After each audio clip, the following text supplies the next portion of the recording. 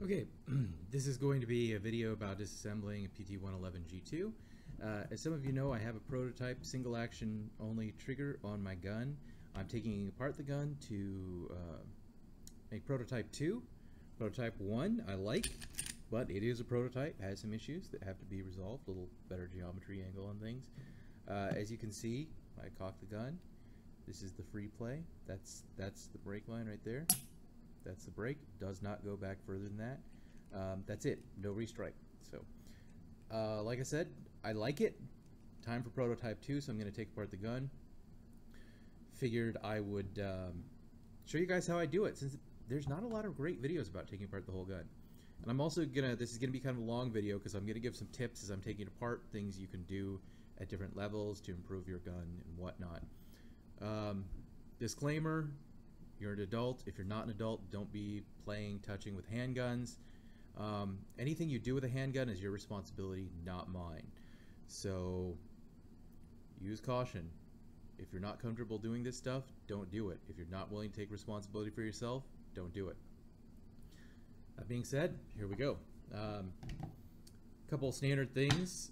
Some of these probably seem pretty cheesy to you guys or goofy. Tape works great for holding the gun on while you're driving out the pins. You do have to drive these out. They're not spring loaded, although they're not too terribly hard.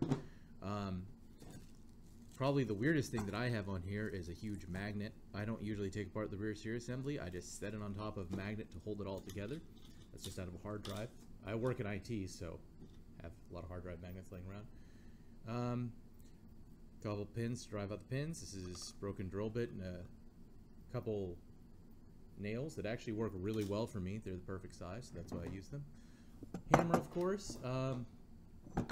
Small screwdriver. Our dike's handy. Cheap dental pick I think I got in a package from Harbor Freight for a couple bucks. Anyway, so a couple points as I'm going through this. Let's see. First of all, I love my Mechar 18 round for P226. I got this off eBay. I thought this was the what do they call it? X grip.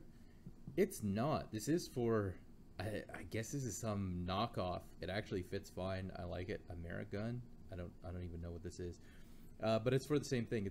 This is the MMP grip extension. So as you can see, it fits decently. It feels fine in your hand. Everything feels great. This one doesn't match the stippling of the gun or anything, but still like it. Anyway, on the way through that, if you run into an issue where you're one of the few unlucky people who can't get the slide to lock back, I should show you that. So mine locks back just fine, you know. Nothing weird. If you're one of the people who has a little bit of problem with that because of machining differences or whatnot, the springs, the reason that happens is because the springs in the Mechar mags are actually a little lighter. The stock PT111 G2 mag springs are tough. Those things are firm. So what happens is, if you notice right here, and you can kind of see it while I have this apart, this is the slide release. It just has a little tab down there. Let me see if I can get to focus on that a little bit better. So there's a little tab. Give me just 1 second here. So you have this little tab here. That is what interacts with the mag. You know, once the mag is unloaded, that little tab on the corner of the mag, and I realize this is black on black, so a little bit hard to see. But when you push this down, see, that pops up, and that's what actually moves the slide release upwards. So there's a couple things that can happen, and these are just simply slight tolerance differences between guns, why yours might not lock back, or might not lock back with a stock mag either. So if that tab is up a little bit more, or your spring for some reason on, because there's actually, you can barely see it here, that's the edge of it right there. That is the spring, and you'll see it more when I take the gun apart further, for the slide release. So if that spring is just wound a little tighter or something, what'll happen is that spring pushes the slide release down. So if it's counteracting the mag spring too hard, your slide release won't come up far enough, as you see here. It won't come up far enough and it won't lock the slide back. So there's a couple things you can do. You can either unwind this a little bit. One of the things is you can actually bend the spring upward a little bit, if you notice, even without taking apart the gun.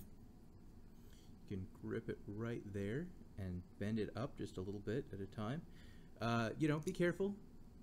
Use your good judgment here. You can bend it up a little bit, then release it, see if you got a little room. Before you do that even, you can make sure that underneath the slide release is well lubed, and you can kind of push it in and work it up and down a little bit like this. Make sure everything's in there working really smoothly. This tab, be careful you don't break it off, but this tab can be slightly bent downward just a little bit.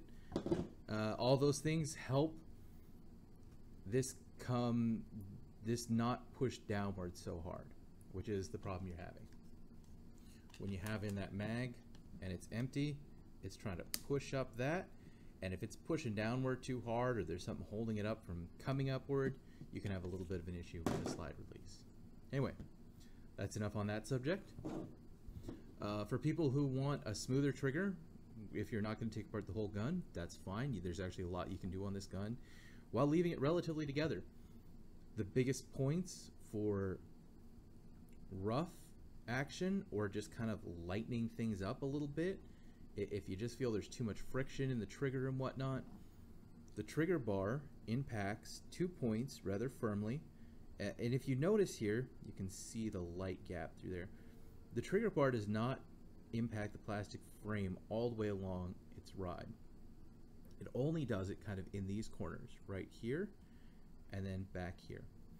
So if you don't like the amount of friction you're getting from your trigger, you can actually take a small screwdriver like this. In my case, when I first did this, simple polishing compound. So you can slide something like a small screwdriver in here. This frame bends just a little bit. It's probably hard for you guys to see, but you don't want to get rough or aggressive with the frame, but you can see now that I've pushed this away, there's a little bit of room in there. You put a little bit of polishing compound, work it back and forth on both sides. You can do that on this side. You notice now you don't have that gap there, but forgive me, this is just a little bit awkward. So you slide in a screwdriver, you get enough gap between that metal and the frame to put in a little bit of polishing compound. Like I said, don't be overly rough. Pack it in there a little bit, and you would sit there and just basically, with the gun in this position, sit there and watch TV, working back and forth. You can put a little bit of pressure into the bar to kind of shove it against that corner. You're going to do the same thing on this side. You can do it at the same time. Take your screwdriver, slide it in just a little bit. You can get some polishing compound in between the trigger bar and the plastic frame there. Let me see if I can get myself to focus there. And the plastic frame, and also underneath the, I always forget what this guy is called, but underneath this guy right here, between the trigger bar and them. So a little bit of polishing compound all around this area. This actually doesn't cause a lot of friction, but there are several notches in this. So if you're feeling like you have a really notchy trigger and you want to get that resolved, you would do the same thing, pack some polishing compound under here. You can literally sit in front of your TV, push a little bit against this bar, work it back and forth, push down on this guy just a little bit, work it back and forth. As you notice, mine's been pretty polished, but there are several notches in this. So if you don't like the notchiness, this is the point you want to address. If you don't like the amount of friction you're getting, these two corners right here and right here, where the trigger bar is riding against the plastic frame or polymer frame, that's what you want to look at. So that's kind of some tips for what you could see as far as trigger pull. Oh, and the last thing as far as trigger pull is actually in the other half. So here you have the striker blocker. striker block, striker blocker. People who use 1911s call it like a Series 80. But it's really for striking the blocker when the trigger's not all the way back. So the trigger being pulled back, some people call this the shark fin or whatever. I call it the striker block activator, although I suppose shark fin is faster to say. This, as you're pulling the trigger back, rides upward, as you can see, hits the striker block. So in stock form, mine is actually fairly rounded. I've smoothed mine out considerably here. And that's really easy to do. I'll show you how in just a minute. You don't want to take any off the face, because if you do, it won't push this up far enough and your striker might not have the clearance that it needs to go all the way forward. So you might get light primer strikes, all sorts of weird things. Apparently Apex actually had an ultimate striker block that did that. They brought this in too far, they tapered it in too far, and you could look up Apex. I think this is for the military and police version, but you can look up old striker block versus new striker block for Apex, military and police. And people commenting it wasn't a big deal, but some guns, machining tolerances and whatnot, we're having an issue with this, because what happened was they brought in the taper too far, and so the striker block activator wasn't actually hitting the highest point on this. The highest point on the striker block activator wasn't actually hitting the lowest point on the striker block. So that's what was happening. So the striker block wasn't getting all the way out of the way as it should have been. So I'll show you how to take that apart. In fact, we'll start right there with taking the gun apart. I will warn you ahead of time, the first time I took this apart, I didn't realize how sprung this was. This little guy right here is heavily sprung. I don't know why, but this is actually the pin that holds the whole assembly into place. So there's a spring underneath this. What happens is you push down on that and the extractor can slide out. This is just the pivot for the extractor. So the spring under this doesn't do anything more than combat gravity. There's no force against it or anything. It's just holding this pivot pin that holds the extractor into place.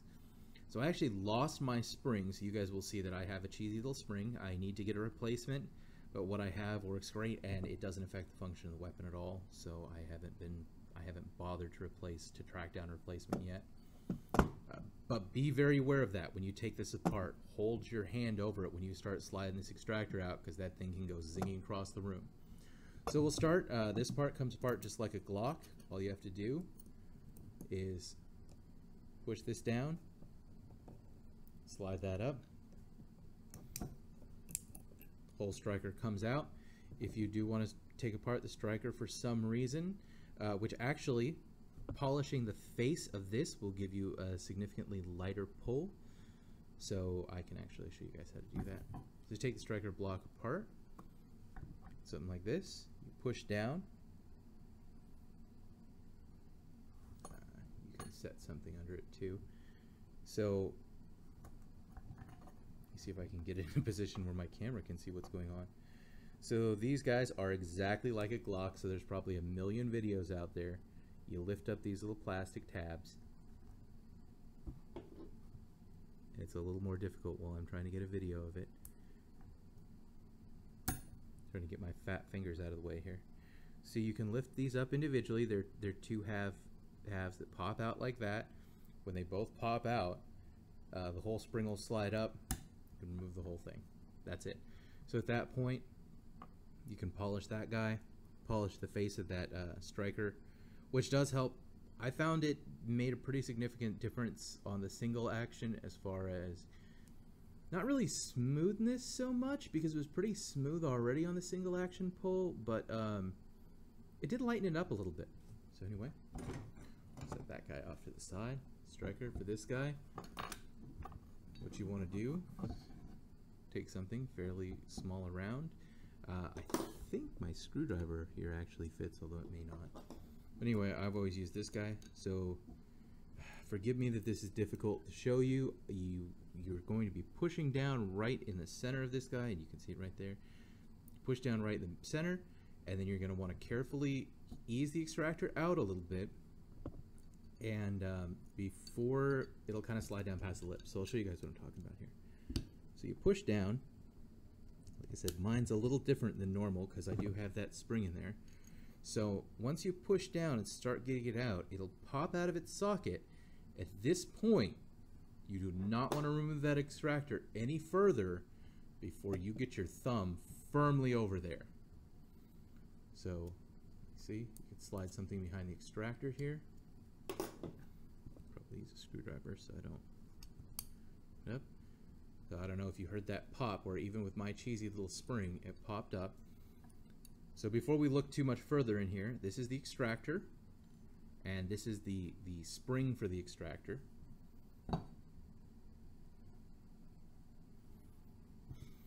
So it goes in right like this. This is what the striker blocker rides against, so it sits in exactly like this right here. I apologize for my video. For some reason, I don't know if the Earth's alignment is wrong in this spot or what, but it does not like this one particular spot in my kitchen where I can always take videos. So it sits in there right like that. This spring is what activates it, so we can set those off to the side. This particular spring here, it seems universal. It does not appear that it has a direction that it goes in, so as long as it's in the right space, pointing the right direction, you're good. Okay, so at this point, the striker block can come out along with a little pivot pin. See, there's striker block. One of the nice things about this Taurus, and there's a little spring that comes with it. Set that off the side. One of the nice things about this Taurus, as far as polishing it, opposed to the M&P, is the M&P has a little lip around this edge. So if you do want to polish your striker block for, you know, if you just want to polish it up here, and you can tell from mine that mine has been pretty heavily polished. I've tried not to come too far down here, but I have given a little more of an angle coming upward, which is fine. And polish it up real good so when that striker block activator pushes against it, it just slides right down. That's really what we're going for, is that instead of hitting a wall and having to push past the wall, we want it to push and then just slide down. So there are many ways you can do this. I've seen things about people setting them for MMPs on something and trying to get it to spin around and whatnot. Lose it. And I can tell you that since this one is straight and there's no lip up there, this was my admittedly redneck way of doing it. I very gently chucked it up in a drill.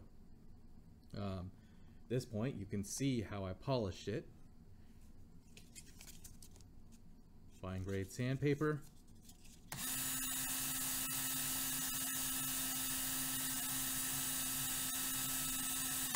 As you can see, that does not take a whole lot of effort on your part. And you don't want to remove a whole lot of material. Like I said, you can taper up this angle a little bit, and you want to smooth this out. You don't want to remove anything from the face, because you don't want to make it shallower, or else your striker block won't work. And you don't want to skinny this angle in too far, or the tip of the striker block might not hit the tip of this. Obviously, be gentle when you're chucking it up in a drill. If you're doing it that way, it seems to be fairly hard steel, as you can tell on mine. You know, this is the way it came from the factory. No damage was done to this or anything. You don't have to worry about polishing anything else on this guy. Just kind of this edge around there. That's the striker block. Okay. It's the whole extractor mechanism, except for this guy. Like I said, this guy pops up. I'll actually show you what it looks like here. Although mine with my cheesy spring is a little bit of a pain to get back in. I'll take the spring out. So my cheesy spring is remaining in there. It's staying there. But that's it. This is the little guy here. Normally a spring sits inside. It is simply the pivot that pops into place that the extractor rides against. So that's it. That spring simply holds this up, and this rides against this pivot. that is pretty much it for the upper portion. It's all taken apart. So you can clean this all out, clean out really good, give it a light oiling, you know, make sure everything's in there. I don't see any reason to ever take off the loaded chamber indicator, so I've never even bothered, although it does look like it's just a pin. It looks like a roll pin that goes through there. If there was some reason that you want to take that apart, I can't see why. Okay, so moving on to the lower.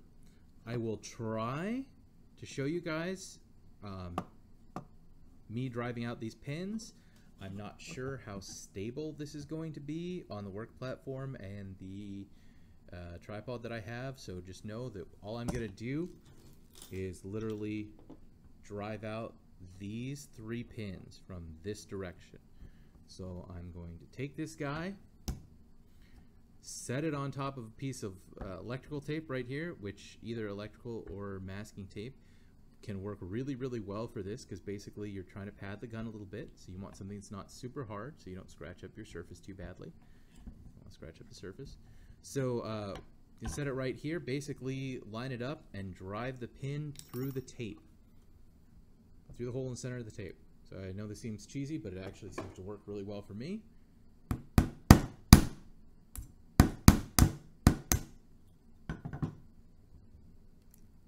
I'm a little extra awkward because I've literally got the camera in front of me that I'm trying not to tip over.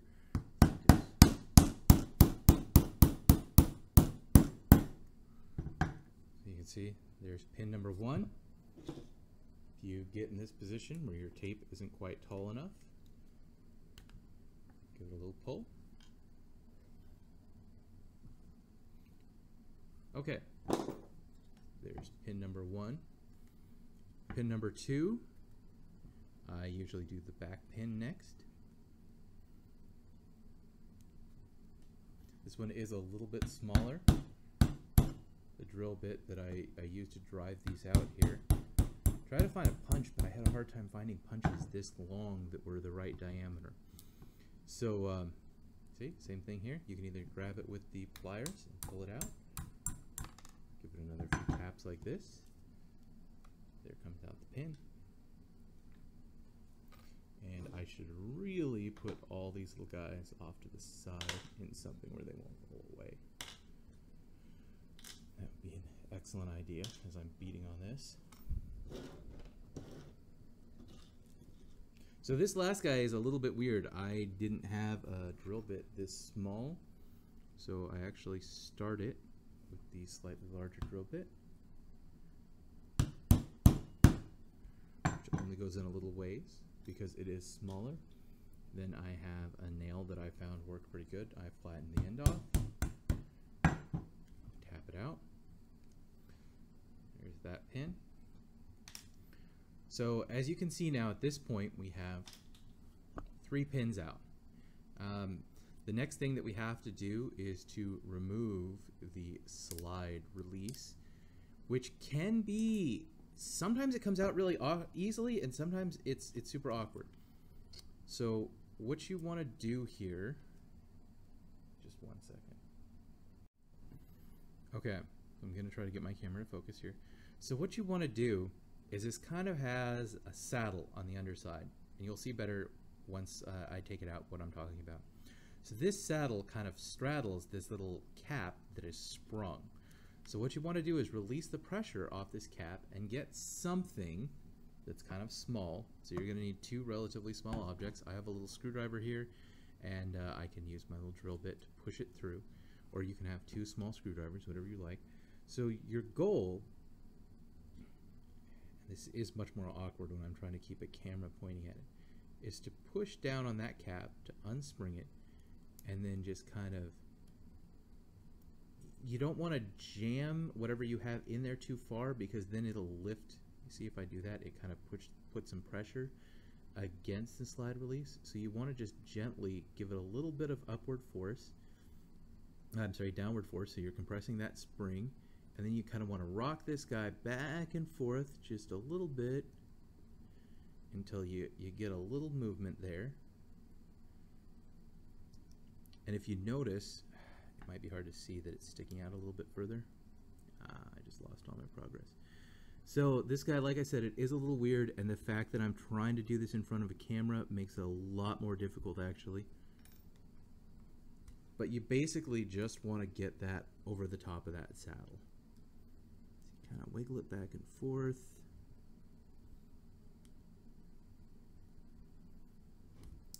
And like I said, sometimes this thing slid right out for me. Other times, it's been a huge pain. Looks like it might go out the other way easier this time.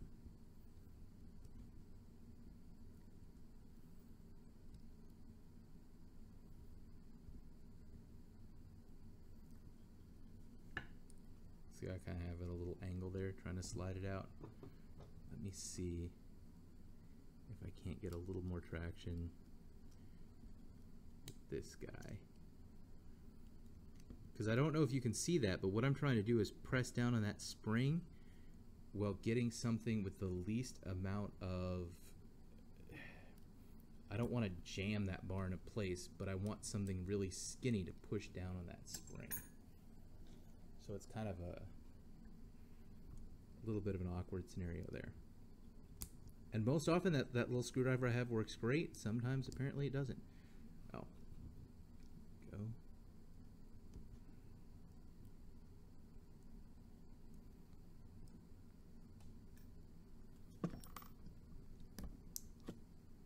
Wow, it's just really, it's not wanting to cooperate today with me trying to do this in front of a camera. Usually it is easier than this. I apologize, guys, but you know, there's a reason I'm not really cutting this footage, taking this guy apart, so you can actually see what you're in for here. There we go. See how it kind of slid out? Once it's done, release this slowly. It's not super heavily sprung, but it does have a spring in there. Spring and a cap, which you can probably see there. So sit spring side down, the cap pushes on the underside of this little saddle, and that's what holds it in place from moving back and forth like I talked about. So keep in mind this, the grooved portion of this faces like this because what it's catching on, what actually keeps everything from going forward too far, is it snags against right here on the barrel. So just keep in mind that this groove faces this direction in the gun because it's going, this is what the barrel catches on, and when you pull this down, that's what allows the whole thing to slide forward. Okay, so at this point we have everything's kind of sitting in there. This is really two portions. You've got the trigger assembly and the rear sear assembly connected by the trigger bar. Both have to come out somewhat together in order for the whole assembly to come out. So let me see. I've actually done this before with a large screwdriver. Mine is kind of a little looser, so I don't always need it. If you notice, and it's kind of hard to see, you kind of have a nice ledge right there. It might be easier to see from this direction. So for removing the rear sear assembly, if you get a screwdriver and you put it against right there, and then you take the gun a little bit like this and push down on it, I don't know if you noticed, but that starts to pop the whole sear assembly out. You can also pry a little bit between the frame and the tabs. Be careful you don't mess anything up. But as you can see, mine's already slightly come out a little bit. So you can pry a little bit right here, or you can take a screwdriver or something and set it against that ledge right there, and then tap it from this side, which I'm going to have a hard time showing you. Front trigger assembly is much the same. I think I just got a screwdriver the first time. It was a little tighter, and just kind of gently pried like this. Make sure you don't gouge up your plastic. Once you get a little bit of traction, you can slide a small screwdriver under here and start prying it out. A little penetrating oil might not hurt on these assemblies. Just gently wiggle them, work them, be patient, don't damage anything. Like I said, the first time they were tighter. I don't have any problems now. Oh, and to some extent you can do the same thing with this guy. And let me see if I can show you. This ledge right up here, you can get a flat blade screwdriver and push against this bottom ledge a little bit, and it will pop up on the back edge. So you just kind of want to work these gently back and forth. Like I said, mine are a little looser because I've taken them out before. There's a little lube in there. You want to be careful not to pry too much on things like the slide release and the safety, because both are in there with, I wouldn't say delicate assemblies, but you want to watch how they come apart. So anyway, when you take out the rear sear assembly, you want to pinch this, and I'll show you why in just a second. In fact, I guess you can take out the rear sear assembly if you're really careful by itself. The trigger bar kind of has this guy on the end, so if you noticed, I had to kind of twist that, pull it around, bring it out. You do want to be careful. If you notice, this guy right here is held on. It's not too difficult to put back on. This guy, the safety has a small ball in there. You can just barely see it. So if I'm not changing anything with this, and I will show you guys how to take this apart in just a sec, but if I'm not changing anything, because I take this apart, play with the trigger a lot, obviously, this is where my hard drive mounting comes in. I just set this thing on there, and it's done. All the pieces hold together. Mostly hold together. Sometimes that little guy want to come up. So I don't mess with it. Now, if you want to take it apart for some reason, you can. Obviously, this little lever lifts right off, and you just drop it wherever you like. There is the little tiny ball. Do not lose it. For the safety, you can see the ball detent. The safety, you kind of rock it back and forth. I'll show you a little better once it comes out.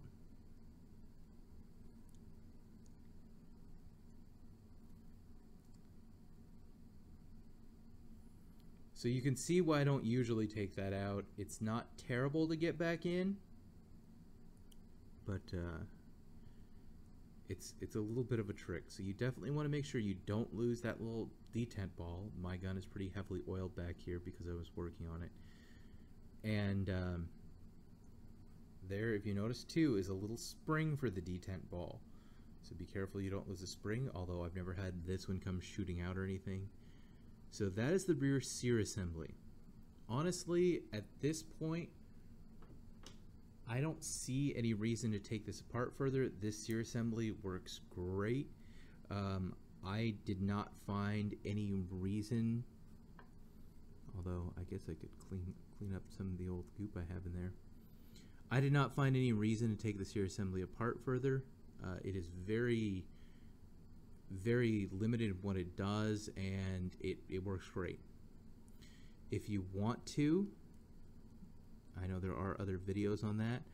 I believe what you do is drive out this pin that is sitting right there, and then you kind of pull apart that spring and take it apart. Like I said, I've never found any reason whatsoever to take this guy apart any further than this.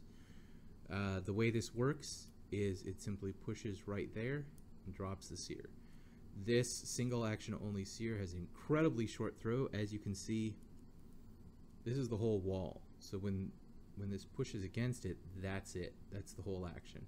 I found mine to be very smooth. It didn't need any polishing. Like I said, I don't see any reason to take this assembly apart. But if you wanted to, there's the pin. You slide that out, pull out this little coil spring. I'm sure it'll slide out with that, and then this whole sear assembly should lift up. If for some reason you want to take that out, can't imagine what it would be. Okay, so the front with the trigger, you slide this assembly out right here. Okay, so this is what I was talking about here with the spring as far as the slide release goes. I can show you the trigger first. Let me go ahead and remove this guy. So this trigger, the trigger is held to the trigger bar by a spring. Mine is not the factory spring because this is a prototype. My eventual one will use the factory spring, but that's neither here nor there. The trigger is held into the trigger box by another pin right there. Get out our trusty electrical tape. This is a little more difficult because this guy actually doesn't have as much room. So we line up with this pin. This was a little looser. I might be able to push this out by hand, honestly, or maybe not.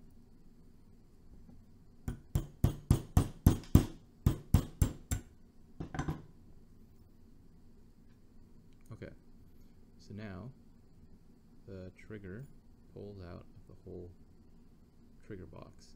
So unless you're replacing the trigger, I would not suggest taking your stock trigger off the trigger bar. Getting it back on with this little spring can be quite a trick. Those little pins through the little holes and everything. Like I said, I'm removing mine because this is I'm making a new prototype, and this was just a spring that I made for this. So works pretty well for the prototype, but the eventual one will go back to using the factory spring. So no reason to take apart further than that. If you like, if you are this far apart and you're in a polishing mood, you can polish this guy, the striker block activator. Make sure you don't remove any material of any significant amount. You can polish up the sides and everything, but don't grind on it. This guy right here is what I was talking about earlier, where I said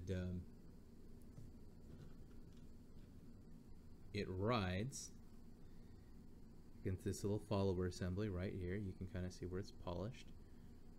So it rides just like this. So several of the bumps that you feel in your factory trigger are right here.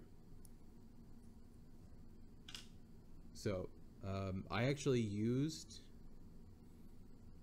this, probably seems, and you can see also on the sides where it's impacting the plastic, where I've kind of cleaned these up and polished them a little bit so it's riding easier into the plastic. And you can see where I polished this edge because it also impacts. So I didn't take any significant material off, although I did round it off slightly, polish everything, and kind of polish those points down so this whole action is a little smoother. I honestly used one of my favorite tools for this sort of thing is a very smooth nail polishing board. I know, the fish are very sexy. So these things are great. They usually have a rougher side, which you can see I tore up on this, and a smoother side. I started with the rougher side, into the smoother side. You know, it doesn't take a lot. This is fairly hard steel, but you simply polish. You want, on this one, you can remove a small amount of material. You want to round this edge off a little bit and kind of take the peaks down on this guy and then polish it really good. So as you can see, I still haven't gone completely flat. This works great as it is. The peaks are a little bit down where those, I shouldn't say peaks, I should say steps, because it kind of steps up there. The steps are knocked down, so they're a little flatter. This edge has been rounded off a little bit. That helps quite a bit with both, with the notchiness of the trigger in stock form. So, oh, I said I was going to show you this guy too. So this guy is the trigger or slide release, obviously. Wow, don't mind me. So this is a little bit odd. It's held in place by the same pin that holds the trigger into the firing block here. So you put this in at an angle and just slide it in, and then if you notice, you can see it line up right there. This is the spring that I was referring to. If this is kind of oversprung or anything, this pushing down too hard is what will cause you problems with your failure to hold back the slide on the last round. And also, you can see mine's kind of it's been polished a little bit on side, not seriously, but you can kind of see the lines in there. That was simply from me putting a little polishing compound in there and rubbing that guy back and forth. And you can also see on the inside of my gun there the mirror marks, I suppose, where it kind of clearanced everything, polished it smooth a little bit, so that it worked really nice and smooth, even with the lighter spring mech car. The little tab right here, if you do have a problem and you need to bend this down a little bit, be super careful that you don't break it off. That is what actually hits right there on this little shelf, and what pushes this up for the last round. So obviously that shelf slides up when you have rounds in there. It's not there. When the last round is done, it shoves against that and pushes it up.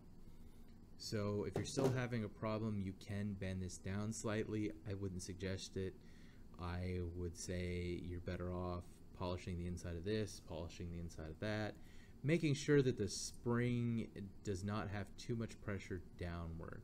So you might also take this spring, like I said, and just kind of gently lift it up to bend it a little more closed. You still want it making contact with that, but it doesn't have to be super strong. This spring actually comes out. It's kind of got an extra little leg on it here. Oh, there we go. So this spring actually has a little leg.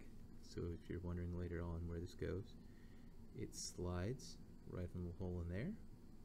Slides right there. So that's the whole assembly. I apologize for the camera not working very well. If you guys need to see anything more specific than what I've done, or you need me to show you putting it back together, just let me know. I might take a video anyway of putting it back together once I'm a little more satisfied with prototype trigger number 2. So we'll go from there. Thank you very much for watching. I appreciate your time and hope I was, if not entertaining, at least informative. Have a great day, YouTubers.